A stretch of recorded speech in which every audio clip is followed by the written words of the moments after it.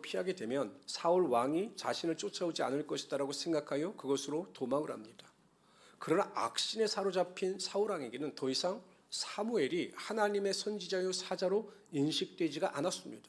그래서 그가 직접 이 사람들을 보냈지만 그들이 오히려 하나님의 영으로 예언하는 것을 보고 자신이 직접 체포하러 나갑니다.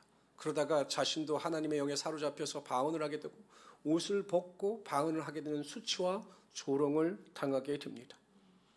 결국 다윗은 라마나욕도 안전한 곳이 아니라는 사실을 깨닫고 그곳으로부터 도망을 나오게 됩니다. 그리고 사울 왕의 아들인 요나단을 만나게 됩니다. 우리 1절부터 3절까지 다 같이 읽어봅시다. 1절 읽습니다. 시작.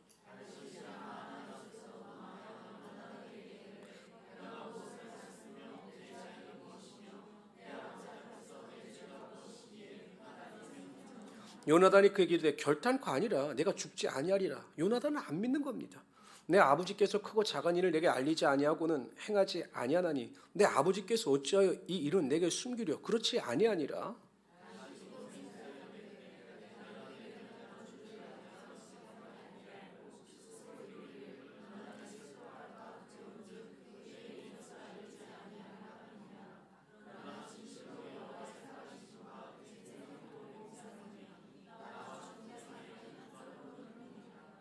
요나단에게 호소하는데 요나단은 믿지 않아요. 왜냐하면 자신의 아버지는요, 자신에게 크고 작은 일을 다 의논하고 말하기 때문에 만약에 다윗 너를 죽이려고 했다면 분명히 나에게 말을 했을 것이다. 이렇게 이야기를 합니다. 요나단이 참 순진하죠. 그러니까 여러분, 순진한 사람은 항상 사람은요, 자기의 수준으로 상대방을 믿어요. 자기의 수준으로. 저같이 착한 사람은 착하게 그냥 순수하게 다 안 믿습니다만 이렇게 그래요. 자기 수준에서 상대방을 평가하는 경향이 있습니다. 요나단도 그랬던 거죠. 와, 우리 아버지는 그럴 리가 없다라는 겁니다. 그러나 다윗은 알았습니다. 왜 너에게 아버지가 말을 하지 않았느냐? 네가 나를 사랑하기 때문에 혹 자신이 다윗을 죽이려고 하는 일을 요나단이 알게 되면 슬퍼할까 염려하여 너에게 말하지 아니한 것이다. 여전히 너의 아버지 사울 왕은 나를 죽이려고 한다. 그러면서 이렇게 이야기합니다. 나와 사망 사이는 한 걸음뿐이다. 그 정도로 그 죽음에 가까이 직면해 있다. 죽음의 위협 가운데 직면해 있다. 이런 말을 합니다. 근데 저는 오늘 설교를 준비하면서 다윗의 고백이요, 더 그냥 마음속에 그냥 점이듯이 다가왔습니다. 나와 죽음 사이는 한 걸음뿐이다. 어찌 보면 이 세상을 살아가는 저와 여러분뿐만 아니라 세상의 모든 사람들이 고백해야 될 말일지도 모릅니다. 나와 죽음은 한 걸음 사이다. 왜냐하면 여러분, 무한 이번에 국제공항 사태를 보십시오. 제가 요즘에 TV를 안 봅니다. 왜냐하면 그 기사를 안 봐요. 왜냐하면 그 기사를 보면 구절절에 마음이 너무 아파서 제가 그 무한 공항 사건과 관련된 사고와 관련된 내용을 읽질 않아요. 근데 내가 마지막에 제가 보지 말아야 될 건 본 것이 무엇이냐면 그 비행기가 이렇게 동체 총력을 해서 막 밀려가는데 그 기장이 그것을 어떻게 멈춰보려고 막 매뉴얼판을 뜯으려고 막 손짓으로 막 손으로 최후로 그냥 노력하는 것을 제가 그냥 보고 말았습니다. 과연 그 순간까지 그들은 자신들의 죽음을 직면했을까? 동체 착륙을 해서 불꽃을 튀면서 활주를 미끄러 내려가는데도 과연 사람들은 내가 죽을 것이다 라고 하는 것을 상상을 했을까요? 막연한 기대가 있지 않았겠습니까? 언젠가는 멈출 것이다. 언젠가는 안전하게 멈출 것이다. 우리는 살아날 것이다 라고 생각했는데 그 자신들의 생각이 죽음으로 바뀌는 데는 불과 10분도 걸리지 않았습니다. 이것이 삶인 겁니다.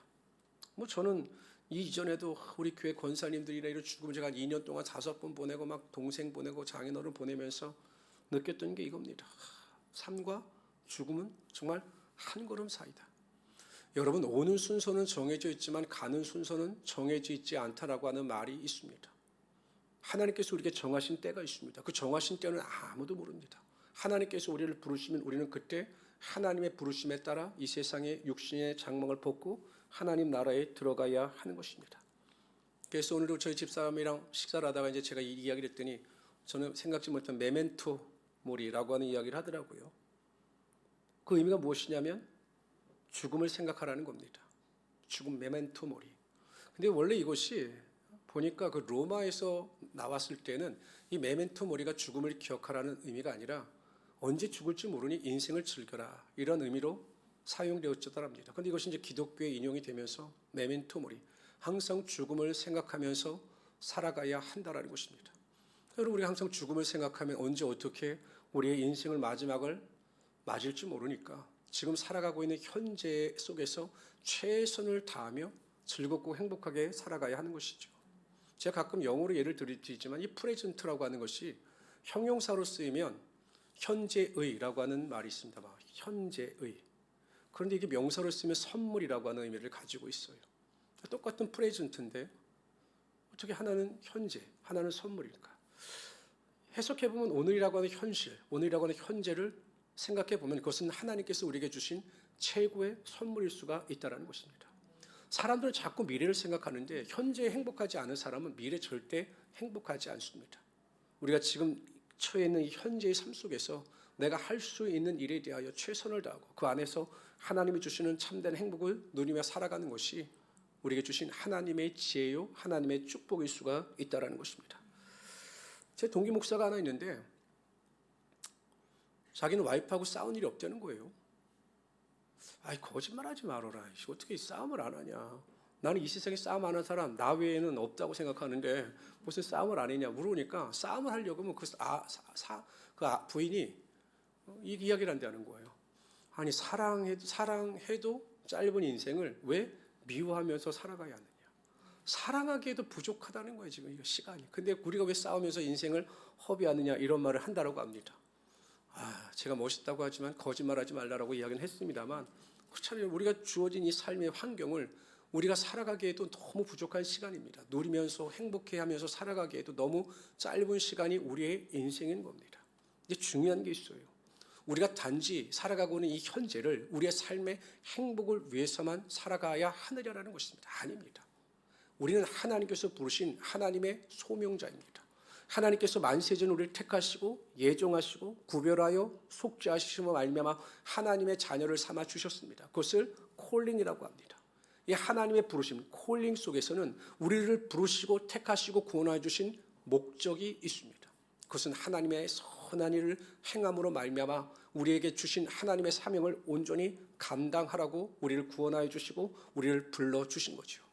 그러니까 우리가 현재를 살아갈 때 내가 원하는 대로 내 뜻대로 내 감정대로 내 마음대로 살아가는 것이 아니라 현재라고 하는 삶 속에서 하나님께서 나에게 주신 사명이 무엇인지를 깨닫고 그 사명을 쫓아 살아가는 것이 하나님의 부르심에 대한 합당한 삶을 살아가는 성도의 모습이라는 것입니다.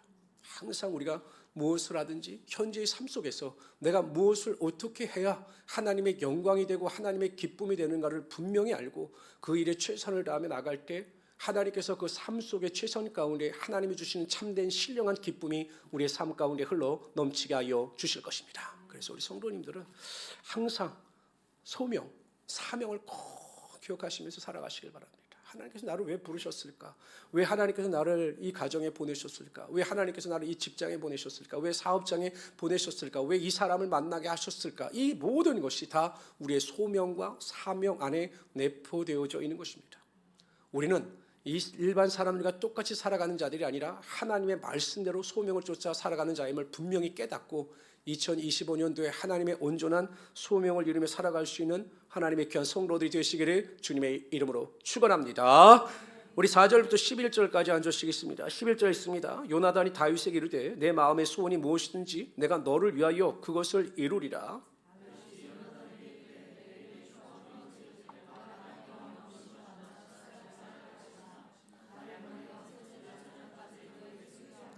내 아버지께서 만일 나에게 대하여 자세히 묻거든 그때 너는 말하기를 다윗이 자기 성읍 베들레헴으로 급히 가기를 내게 허락하라 간청하여 싸우니 이는 온 가족을 위하여 거기서 매년제를 드릴 때가 되매니이다 하라.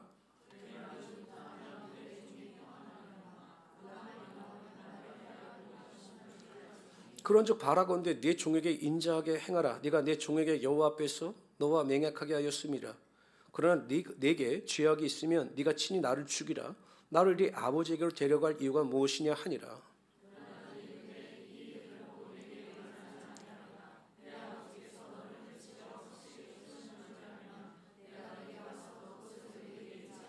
우리 10절 다 같이 읽읍시다. 시작. 다윗이 요나단에게 이르되 내 아버지께서 혹 엄하게 내게 대답하면 누가 그것을 내게 알리겠느냐 하더라. 11절 다시 읽습니다. 시작. 요나단이 다윗에게 이르되 오라. 요나단이 그렇다면 네가 나에게 원하는 것이 무엇이냐? 내가 원하는 대로 내가 다 소원을 들어주겠다라고 이야기를 합니다. 그러자 이 다윗이 상황 설정을 설명하면서 자신이 이러한 제안을 할 테니 과연 그렇게 실천해달라. 그래서 내가 사울 왕의 마음을 알았으면 좋겠다. 그 내용은 즉 이렇습니다. 초하루가 되면 사울 왕과 식사를 하는 자리가 있는데 다윗이 이제 나가지 않는 거죠. 만일 사울 왕이 왜 다윗이 나오지 않느냐라고 물으면 요나단이 대답하기를 매년 가족들끼리 매년 드리는 제사가 있는데 아마 거기 제사에 참석하느라고 다윗이 나오지 못한 것으로 보입니다라고 보고를 하였을 때 사울 왕이 아무렇지도 않게 그래? 좋네 라고 넘어가면 사울 왕이 다윗을 죽일 의도가 없는 것이지만 그 자리에서 화를 내거나 왜 요나단에게 다윗의 편을 드냐고 역정을 내면 그것은 나를 죽이려고 하는 마음을 가지는 것이니 그 여부에 대해서 나에게 알려달라 이렇게 요청하고 있는 것입니다. 근데 여러분 4절 한번 다 같이 읽어봅시다. 4절 다 같이 한번 4절 한번 읽어봅시다. 시작.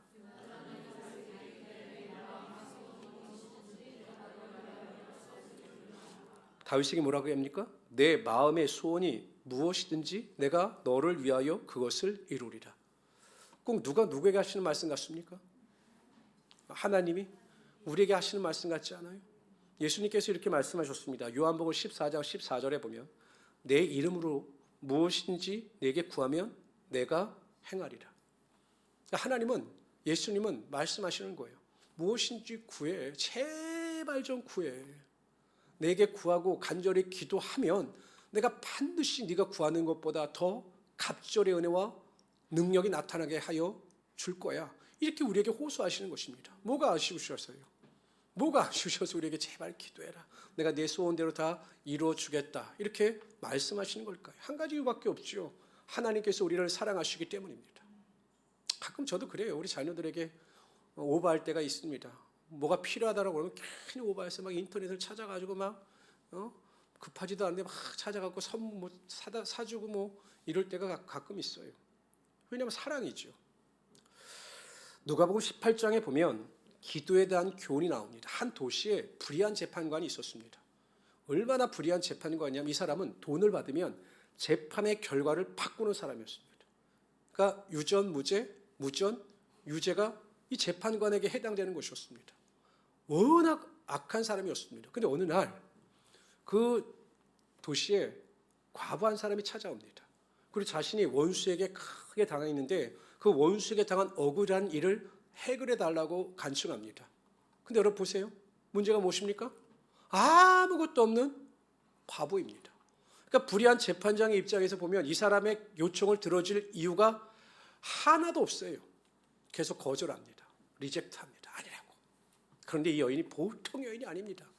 아마 고래 심줄을 삶아 먹으셨는지 그냥 매일 나가면 집에도 직장에도 그냥 짠 하고 나타나는 겁니다. 나중에 이제 경기라는 거죠. 그 사람만 보면 너무 무서운 겁니다. 또 그러다 나중에 이 불의한 재판관이 그렇게 이야기합니다. 내가 하나님도 무서워하지 아니하고 사람들도 무서워하지 아니하는데 저 여인이 저렇게 줄기차게 나를 쫓아다니는 것을 인해서 내가 너무 괴롭게 당할 것을 염려해서 그 여인의 부탁을 들어주었다라고 이야기를 합니다. 너무 힘들게 하니까, 너무 끈질기게 하니까 두려워서 그 여인의 소원을 들어주었다라는 겁니다. 이 비유를 다 마치신 다음에 예수님께서 결론적으로 이렇게 말씀하십니다. 다 같이 읽어봅시다. 시작. 택하신 자들의 원한을 아니하시겠느냐? 그들에게 오래 참으시겠느냐? 내가 너희에게 이르노니 속히 믿으시기를 바랍니다. 하나님은 속히 우리의 원한을 풀어주시고 반드시 그 기도 가운데 응답하시는 하나님이 되시는 것입니다. 그래서 여러분 우리가 문제를 만나거나 어려움을 만나도요 낙심할 필요가 없습니다. 그러니까 저는 가끔 이제 정중한이 이럴 때가 있어요. 정중한. 이 정중한이란 무엇이냐? 교회에 아무 문제가 없고 평안할 때 두렵습니다. 왜냐면 이게 오래 안 가거든요. 항상 보면 교회가 문제없이 오래 가는 경우가 별로 없습니다. 뭐 교회 전체가 아니라 성도들 개인이 있죠. 성도들 개인의 문제도 그렇고 항상 기도 제목이 생길 때가 있습니다. 그럼 이제 어떤 개인의 문제가 생기고 가정의 문제가 생겨서 저에게 이제 상담을 요청하면 제가 가지는 마음가짐이, 제가 초창기에는 낙심했습니다. 아이고 하나님 또 문제입니까? 이랬는데 요즘에는 저에게 주시는 하나님의 사인과 제가 반응하는 응답의 반응이 어떠냐면 또 하나님이 기도하라고 그러시는구나. 또 하나님께서 기도하셔서 또 축복을 주시라고 나에게 기도의 사명을 주셨구나 라는 생각을 합니다. 하나님은요 언제든지 우리의 기도를 들으실 준비가 되어 있으신 하나님이십니다. 뿐만 아니라 하나님은 언제든지 우리의 기도를 들으시고 응답해 주사 항상 좋은 것으로 채워주실 준비가 되어 있으신 하나님이 되시는 것입니다. 어떤 분이 그런 이야기를 하더라고요. 천국에 가면 3번 놀란다고요. 3번 놀라요. 천국에 가면. 왜 3번 놀랄까요? 첫 번째, 올 사람이 안 와서 놀라는 거예요. 저 사람은 올 줄 알았는데 안 온 거예요. 두 번째, 안 올 줄 알았는데 그 사람이 온 거예요. 그 사람은 안 올 줄 알았는데 온 거예요. 마지막 세 번째는 왜 놀랄까요? 내가 와서 놀랬다는 거야. 내가 와서 놀랬다. 천국에 가면 3번 놀란다 이 말은 안 돼요. D.L. 무디 선생은 천국에 가면 2번 놀란다라고 이야기를 했습니다. 첫 번째는 성경이 말씀하셨던 그 천국에 대한 묘사보다 훨씬 더 천국이 아름다움에 첫 번째 놀랄 것이다. 그리고 두 번째 왜 놀라느냐? 우리가 이 땅에서 하나님께 기도했더라면 하나님께서 응답해 주시고 축복해 주실 선물이 하늘나라에 너무 많이 쌓인 것에 놀랄 것이다. 이렇게 이야기를 했습니다. 무엇입니까? 하나님은 항상 우리에게 복을 주시기를 원하고 기도 가운데 응답해 주시기를 원하고 기도 가운데 축복해 주시기를 원하시는데 우리가 기도하지 않음으로 간절히 간구하지 않음으로 말미암아 받지 못하는 하나님 나라의 축복의 선물이 너무나 많다라는 것입니다. 정말로 기도하는 일에 최선을 다하시길 바랍니다. 저는 무엇보다도 기도하는 일에 후회가 없으셨으면 좋겠습니다. 나는 이 정도는 정말 기도했으니까 후회가 없다. 근데 항상 한국의 성도들은요, 기도하는 일에 후회가 있다는 겁니다. 기도에 대한 컴플렉스가 있다는 겁니다. 왜? 해야 되는 당위성을 알지만 기도하지 못하는 일에 대한 어떠한 모르는 죄책감과 억눌림이 있다는 것입니다. 성도 여러분, 우리가 어디에 있든지 간에 그 자리가 기도의 자리가 될 수가 있는 것입니다. 가정도 기도의 자리가 될 수 있고 내가 운전할 때 그 운전석이 기도의 자리가 될 수 있고 또한 성전이 기도의 자리가 될 수도 있는 것입니다. 항상 기도하는 일에 최선을 다하시기를 바랍니다. 하나님은 항상 하늘의 문을 여시고 우리의 기도를 들으시며 응답하실 준비가 되어 있으십니다. 놀라운 하나님의 축복을 예비하고 계십니다. 우리 성도님들이 그러므로 포기하지 않는 믿음의 기도를 통해서 능히 문제를 해결함 받고 여러분의 삶에 베풀어 주신 하나님의 축복과 영광과 존귀를 누리며 살아갈 수 있는 하나님의 귀한 성도들이 되시기를 주님의 이름으로 축원합니다. 근데 여러분 한편 우리가 다윗을 보면요 참 지혜로운 사람입니다. 그러니까 구체적으로 사울 왕의 마음을 알기 위한 상황 설정을 만드는 거죠. 왜냐하면 요나단도 안 믿거든요.